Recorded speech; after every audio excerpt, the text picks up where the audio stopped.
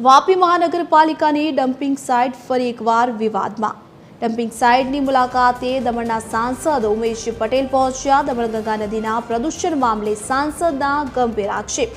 વાપી મહાનગરપાલિકા કમિશનરે સાંસદના તમામ આક્ષેપોને ફગાવ્યા છે।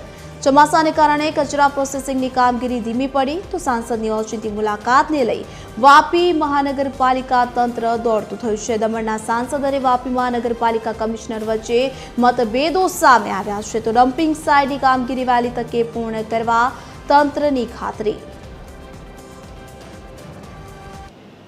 કે यहाँ पर વરસાદમાં દિવાલ તૂટી અને આમાંથી જેટલો પણ કચરો ગંદો કચરો છે તે દમણગંગા નદીના માધ્યમથી અમારા સમુદ્રમાં અને નદીને ખરાબ કરી રહ્યો છે। તમે જાણો જ છો કે હું પર્યાવરણને લઈને અને આ પોલ્યુશન જે વાપીના કેમિકલ પ્લાન્ટોથી જે કેમિકલ નદીને ગંદી કરી રહી છે, સમુદ્રને પ્રદૂષિત કરી રહી છે અને લોકોના જાન સાથે ખતરો તોડાઈ રહ્યો છે, તેનો સામે હું અવાજ ઉચકી રહ્યો છું પાર્લામેન્ટમાં। તે તપાસ કરતા કરતા હું અહીંયા વાપીની ડમ્પ સાઇટ પર આવ્યો અને ત્યાં મેં એક દર્દનાક સ્થિતિ જોઈ।